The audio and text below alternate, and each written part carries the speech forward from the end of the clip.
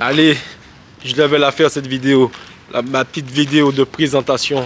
Parce que vraiment, mine de rien, ça fait longtemps que je me suis lancé sur ce challenge.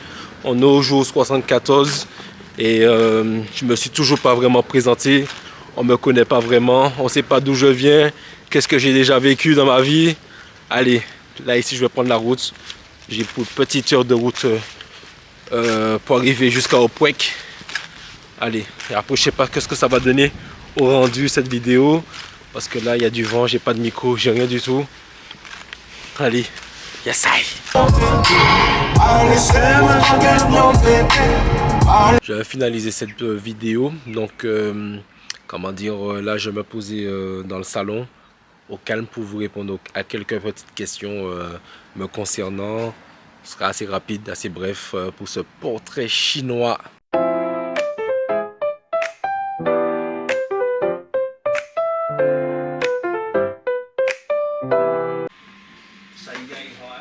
Gang gang. Gang gang gang. Je tiens comme ça. C'est encore mieux. Je m'appelle Frédéric. J'ai 36 ans. Alors, 3 mots pour me définir: discipliné, enraciné et bâtisseur. J'habitais à la Cité d'Ilon, un quartier de Fort-de-France.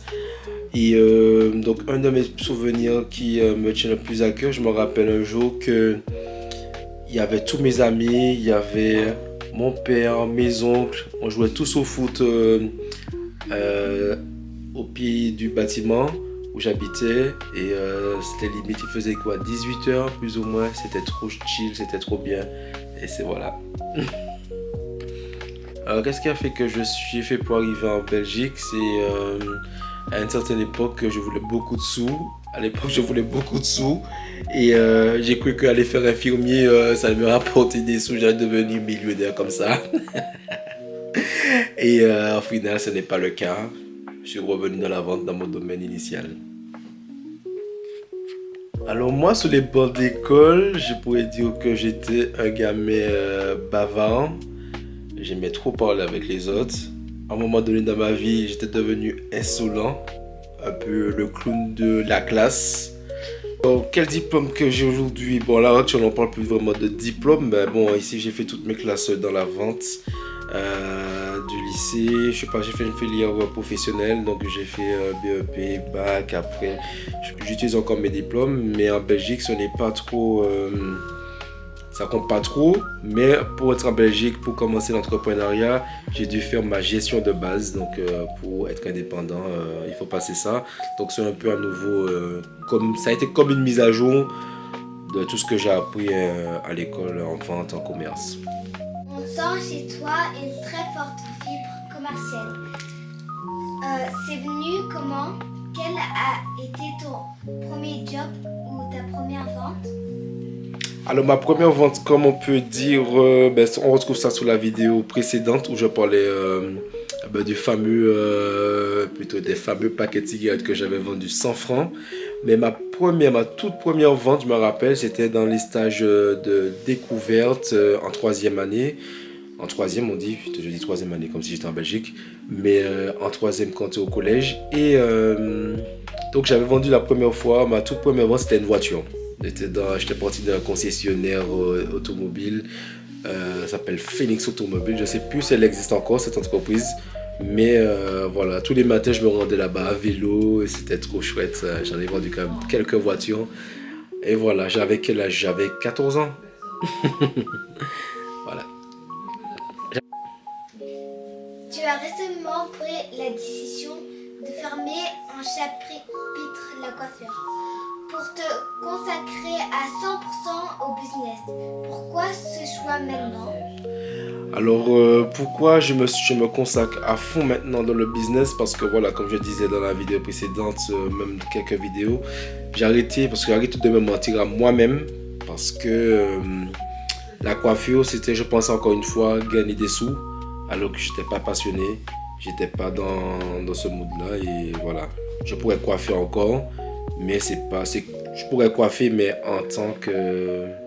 Allez, pour m'amuser, quoi, pour dépanner, mais pas pour commencer à commercialiser quelque chose.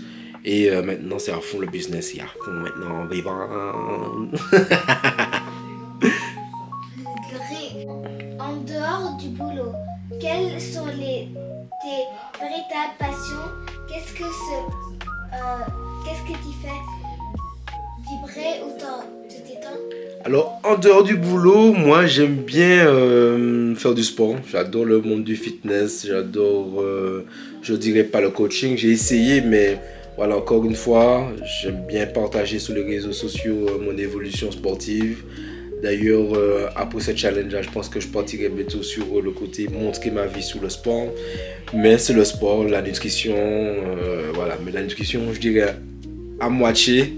Mais j'essaye de me réhabituer à manger convenablement parce que, mine de rien, j'adore le sucre. C'est un petit défaut.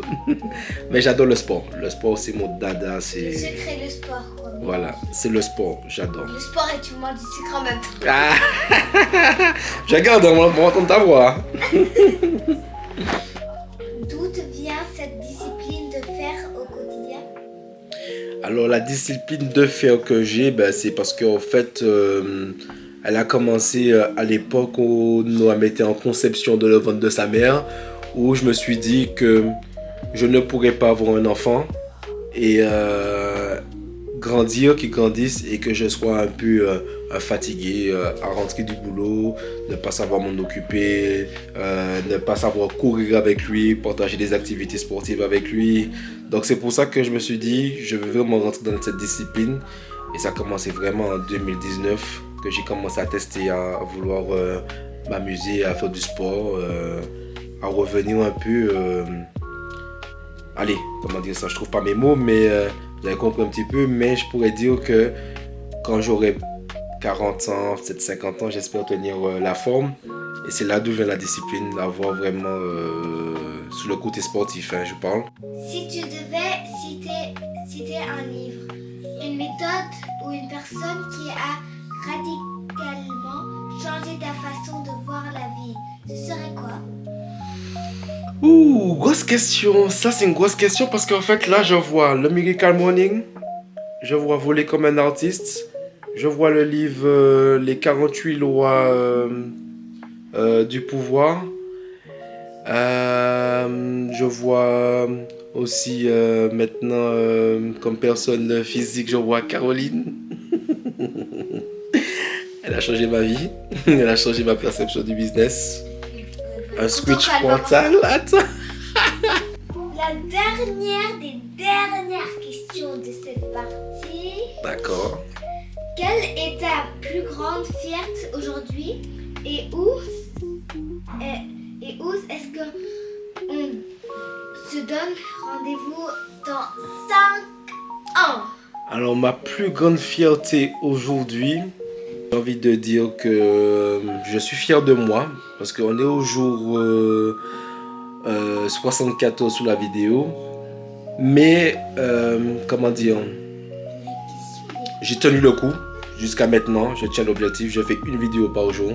Je me challenge et voilà. Même si je suis fier quand même du petit garçon, de la nouvelle vie que je suis en train de vivre. Et donc voilà.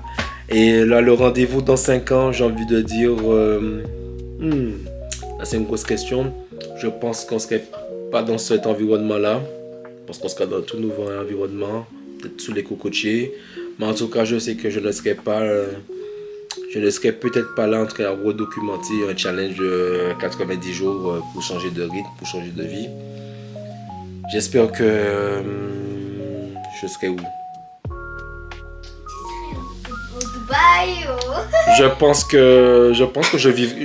que dans 5 ans, je vivrai de mes passions. À 100%, je pense que je me donnerai les moyens. 100%. À 100%. À 100%, je serai Même pas 99.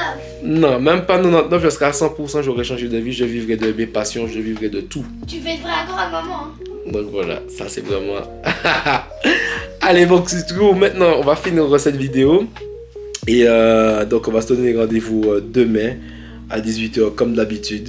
Et voilà, je vous dirai ciao et let's go! On se revoit dans partie 2.